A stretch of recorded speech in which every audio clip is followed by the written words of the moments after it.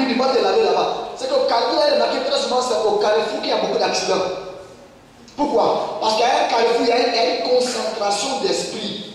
Parce que très souvent, au Carrefour, on bâtit des hôtels. Ceux qui sont allés chez les marabouts, on va te dire non, tu vas à un Carrefour où c'est un Carrefour, un Carrefour de 4 voies.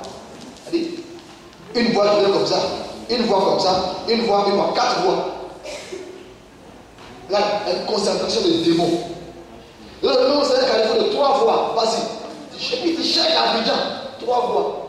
Tu cherches quand tu trouves. Mais toi-même, tu as honte de casser ça. C'est là que tu regardes, on va regarder. Et puis, en passant, tu cours et puis tu fais ça. Et tu es passé. Quelque chose qui fait honte, on te demande de faire ça. Tu vois comment le diable, il a vili les gens. On voit des cadres, des hauts cadres de la société, qui sont respectés le jour. Mais la nuit, vous les voyez, avec les chauffeurs, au Carrefour, au grand Carrefour, de Koumassi ou de Makoni, ou bien un Carrefour dans un quartier quelque part. Parce que le féticheur lui a dit pour garder ton poste là, la nuit à minuit 5, il faut que tu ailles tourner au Carrefour avec un canari sur la tête. Un monsieur qui allait à l'école. Il allait à l'école, il a un diplôme. Un universitaire. Un gros diplôme. Et puis un représentant même d'une nation. C'est-à-dire quand il quitte, le pays peut l'envoyer en mission. Donc il va au nom du pays en mission. Et puis il se lève là, il va au Carrefour parce qu'il y a un marabout qui lui a dit, elle est au Carrefour, il prend un billet, effectivement il descend. Il attend minuit 5 dans la voiture. Et puis on dit, il faut te mettre nu. Il sort nu là, avec son ventre devant. Et puis là le canaliste à l'épique. On dit, il faut crier, je ne quitterai pas le poste. Et puis il crie, je ne quitterai pas le poste.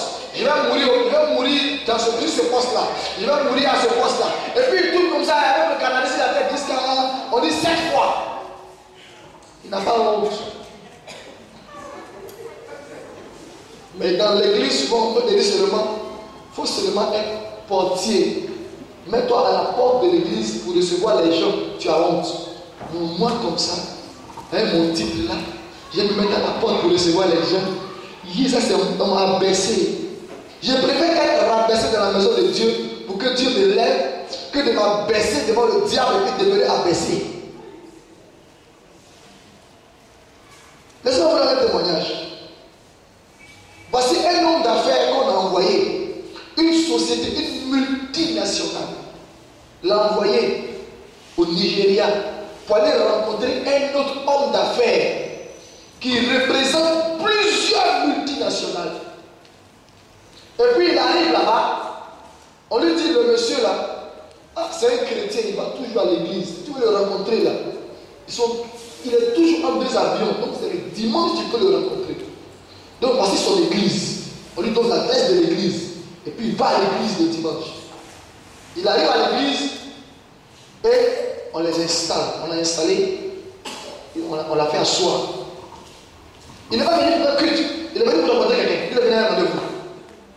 Donc il est assis. Et puis pendant que le culte est en train de finir, celui qui avait le micro, le dirigeant du culte dit que toutes les nouvelles personnes sont priées de rester derrière au fond. Je veux les rencontrer. C'est la première fois que tu arrives dans l'église. Et tu es venu pour rencontrer quelqu'un. Donc, quand il a fini, c'est un représentant d'une grande entreprise. Il est venu pour les affaires, il est venu pour rencontrer Dieu. Donc, quand le culte est fini, on dit la nouvelle personne derrière. Il est sorti, il s'est mis dehors. Et puis il demande à quelqu'un, il dit, mais je vais rencontrer telle personne, je suis venu, c'est pour les affaires et tout ça. Le monsieur dit, vous êtes nouveau venu. Il dit, mais le nouvelle personne derrière. Il dit, non, moi je suis pressé, je dois prendre l'avion dans 2 heures, et puis j'ai à l'hôtel, j'ai des choses à faire et tout ça. Et puis la personne dit, bon d'accord, ok, j'arrive. Et puis il rentre, il vient trouver le monsieur qu'il doit rencontrer. En tant que c'est le monsieur qui doit rencontrer, il ne le voyait pas. Le monsieur qui doit rencontrer, c'est lui qui dirigeait le culte. Et c'est lui qui a dit toutes les nouvelles personnes, je vais vous rencontrer. En temps, ils ont envoyé la photo du monsieur qui devait venir le rencontrer. Donc quand il a vu, il dit, bon ok, la nouvelle personne, derrière, je vais vous rencontrer. Donc lui, il le connaissait, mais l'autre ne le connaissait pas. Et il a dit à celui qui est venu lui dire, dis-lui de s'asseoir derrière, qu'on va le recevoir. Le monsieur lui dit, que le monsieur que tu veux voir dit, il est occupé avec le pasteur. Assieds-toi derrière, il va te rencontrer. Il dit, moi je n'ai pas le temps. Moi je dois partir. Il est parti. Le monsieur sort après avoir fait le causer le pasteur, il vient. Il dit, il rencontre les personnes et puis il dit, mais où est la personne qui est venue de la part de telle entreprise? Il n'était pas là. Quelques heures après, son portable sonne, il prend. C'est le monsieur. Il dit, mais quand vous êtes venu, on vous a dit quoi? On n'a pas de nouvelles personnes de laisser derrière. Il dit, si. Il dit, mais est-ce que vous savez qui a donné le communiqué? Il dit, non. Il dit, c'est moi que vous devriez rencontrer là. C'est moi qui ai donné le communiqué. Et c'est moi-même qui était à la porte qui vous ai fait asseoir. Parce que j'avais votre photo, je vous ai fait asseoir. Et j'avais été informé par votre directeur que vous devriez arriver au Nigeria pour me rencontrer. Ok. Bon, je pense que vous n'êtes pas la personne adéquate pour négocier le contrat. Il a appelé la source pour dire, voici ce qui s'est passé. Ils ont renvoyé le monsieur.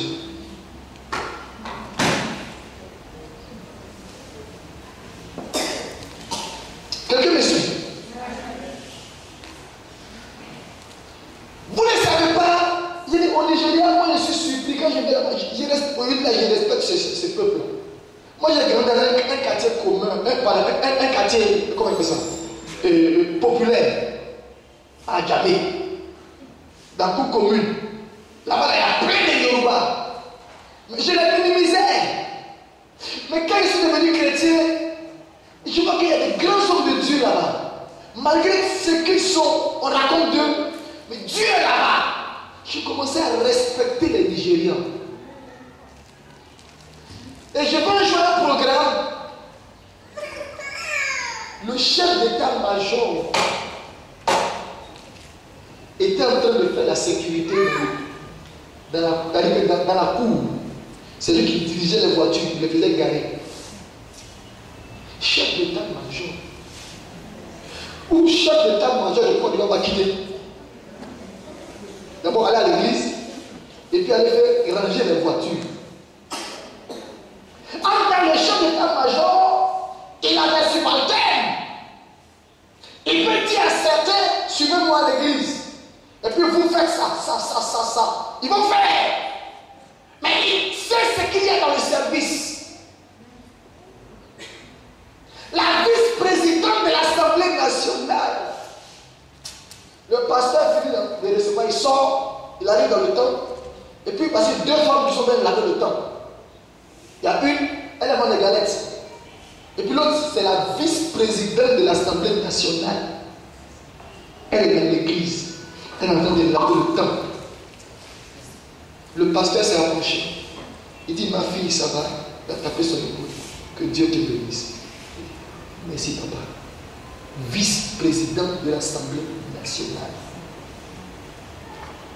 Ici, là, il va quitter où? Il venir faire ça dans l'église. Toi-même, tu n'es pas arrivé là-bas. Regarde ton comportement. Tu as un petit titre.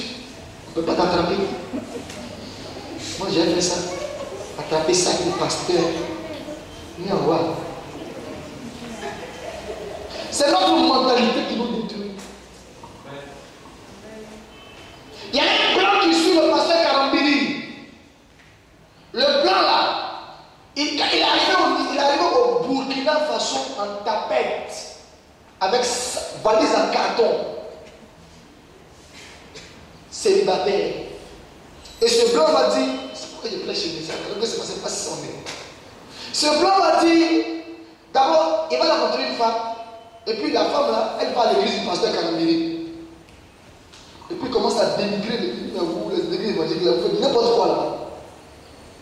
Et le blanc, il monte son entreprise, son bureau c'est sa terrasse.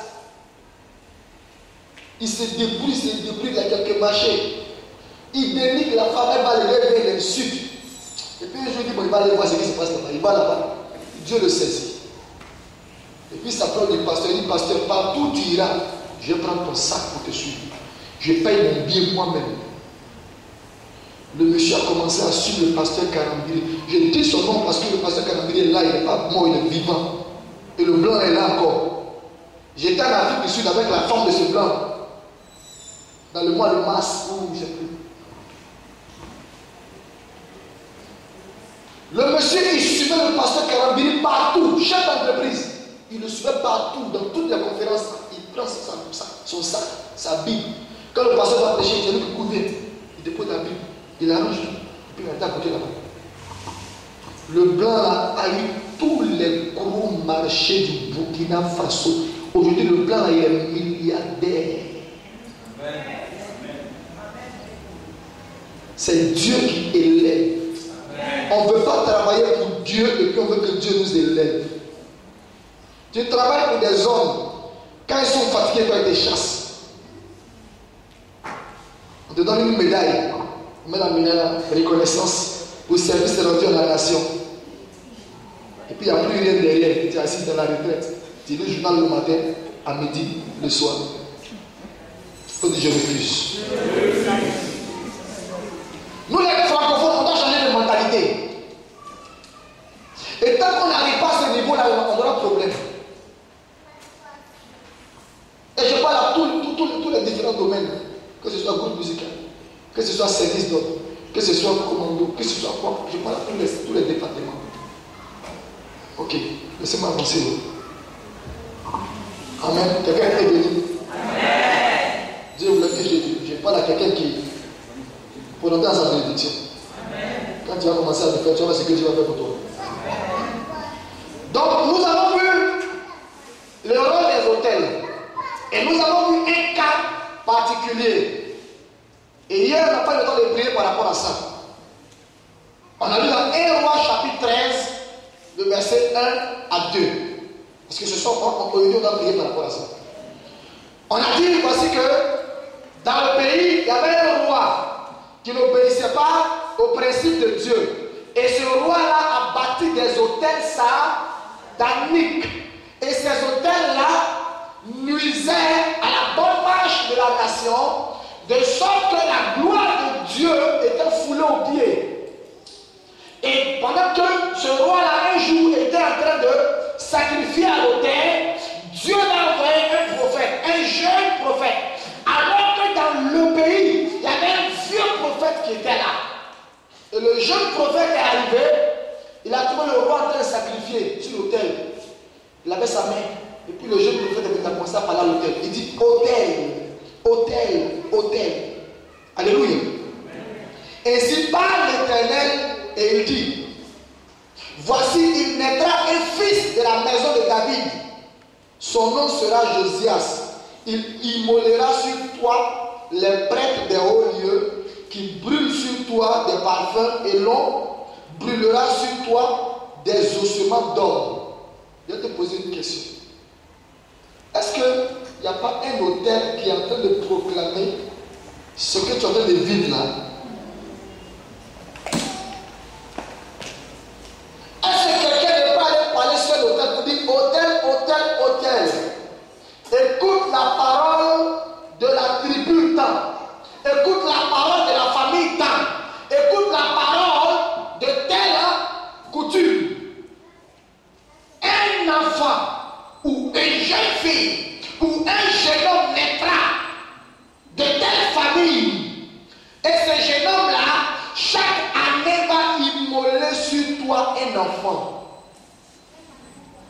De sorte que chaque année, il y a un problème qui arrive où tu enseignes une jeune fille et puis tu fais avortement. Aujourd'hui, on va plus en profondeur pour prier. Ça fait que chaque année, toi, tu es toujours en train d'accompagner une fille pour aller faire avortement. L'année passée, c'était Georgette. L'année passée, c'était Béatrice. L'année d'avant, c'était Aya. L'année d'avant, c'était quoi encore? Brigitte. accepté encore Fanta. Donc tu sais que tu vas encore avoir Fanta pour aller faire avortement. Parce qu'un hôtel a enregistré que dans la famille, là, il y a quelqu'un qui va naître et chaque année, il va immoler. Et chaque fois que tu vas faire avortement, c'est un sacrifice humain. Ça peut être aussi le cas d'une fille. On dit hôtel. Voici, il y a une fille de cette famille-là qui va naître. Chaque 2 ans, elle doit tuer sur toi. Elle va verser le sang humain. Et puis, tu remarques que chaque 2 ans, tu changes de partenaire. Et quand tu changes de partenaire, tu as grossesse. Tu dis, maman, tant que tu n'es pas marié, tu restes en grossesse. Et puis, tu fais avortement. Sans le vouloir. Tu sais, 2 années, hôtel. Parce que la parole de l'homme que Dieu est venu prononcer, c'est accompli. La Bible nous dit au verset 20 de 2 rois, allons-y, parce que j'ai compris. 2 rois, chapitre 20. 2 rois. 2 rois, chapitre 23, pardon. 2 rois, chapitre 23. 2 rois, chapitre 23. Ça va? 2 rois, chapitre 23. T'as trouvé? Le verset 20. Quelqu'un a trouvé? 2 rois, chapitre 23, verset 20. 2 rois 23, verset 20. Tu as trouvé? On peut lire ensemble, s'il te plaît. 1, 2 et 3, à haute voix.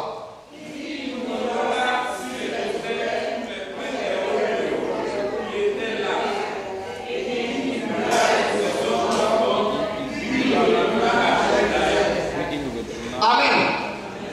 Il immola sur les autels tous les prêtres des hauts lieux qui étaient là et il brûla des ossements d'hommes. Puis il retourna à Jérusalem. Est-ce que la situation que tu es en train de vivre n'est pas une parole qui a été enregistrée dans un hôtel et qui s'applique chaque fois dans ta vie?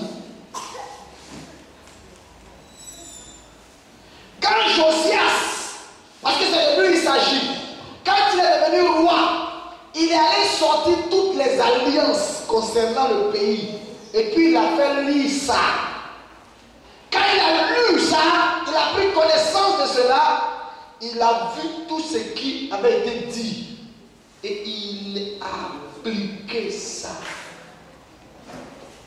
Quelqu'un me suit? Quelqu'un m'entend? Dis à ton voisin, quelle est l'alliance sur un hôtel qui t'oblige à vivre la situation que tu vis là?